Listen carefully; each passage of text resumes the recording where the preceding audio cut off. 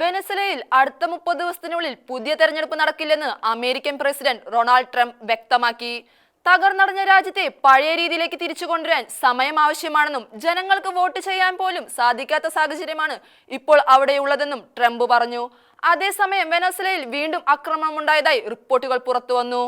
വെനസ്വേലയിൽ അടുത്ത 30 ദിവസത്തിനുള്ളിൽ പുതിയ തെരഞ്ഞെടുപ്പ് നടത്തില്ല എന്ന് അമേരിക്കൻ പ്രസിഡന്റ് ഡൊണാൾഡ് ട്രംപ് വ്യക്തമാക്കി. തകർന്നടിഞ്ഞ രാജ്യത്തെ പഴയ രീതിയിലേക്ക് തിരികെ കൊണ്ടുവരാൻ സമയം ആവശ്യമാണെന്നും ജനങ്ങൾക്ക് വോട്ട് ചെയ്യാൻ പോലും സാധിക്കാത്ത സാഹചര്യമാണ് ഇപ്പോഴുള്ളതെന്നും ട്രംപ് പറഞ്ഞു. വെനസ്വേലയുടെ താൽക്കാലിക ചുമതല താനായിരിക്കും വഹിക്കുകയെന്നും അമേരിക്കൻ വിദേശകാര്യ സെക്രട്ടറി മാർക്കോ റൂബിയോയുടെ നേതൃത്വത്തിലുള്ള സംഘം അവിടെയുള്ള കാര്യങ്ങൾ നിയന്ത്രിക്കുമെന്നും ട്രംപ് കൂട്ടിച്ചേർത്തു. വെനസ്വേലയുമായി യുദ്ധം ചെയ്യാനല്ല, മറിച്ച് മയക്കുമരുന്ന് മാഫിയയെ ഇല്ലാതാക്കാനാണ് തങ്ങൾ ശ്രമിക്കുന്നതെന്ന് ട്രംപ് പറഞ്ഞു. രാജ്യത്തെ തകർന്ന എണ്ണക്കമ്പനികളെ പുനർനിർമ്മിക്കുവാൻ അമേരിക്കൻ എണ്ണക്കമ്പനികളെ സഹായിക്കുമെന്നും ഇതിനായി വൻതുക ചെലവാക്കുമെന്നും അദ്ദേഹം അറിയിച്ചു. വെനസ്വേലയുടെ താൽക്കാലിക പ്രസിഡന്റായി സത്യപ്രതിജ്ഞ ചെയ്ത ഡെൽസി റോഡ്രിഗസുമായി അമേരിക്കൻ ഉദ്യോഗസ്ഥർ നിരന്തരം ബന്ധപ്പെടുന്നുണ്ടെന്നും അവർ സഹകരിച്ചില്ല എങ്കിൽ വീണ്ടും സൈനിക നടപടി ഉണ്ടാകുമെന്നും ട്രംപ് മുന്നറിയിപ്പ് നൽകി. അതേസമയം വെനസ്വേലയിൽ വീണ്ടും ആക്രമണമുണ്ടായതായി റിപ്പോർട്ടുകൾ പുറത്തുവന്നു. രാജ്യതലസ്ഥാനമായ കാരക്കസിലെ പ്രസിഡന്റിന്റെ കൊട്ടാരത്തിന് സമീപം വെടിയൊച്ച കേട്ടതായി രാജ്യാന്തര മാധ്യമങ്ങൾ റിപ്പോർട്ട് ചെയ്തു.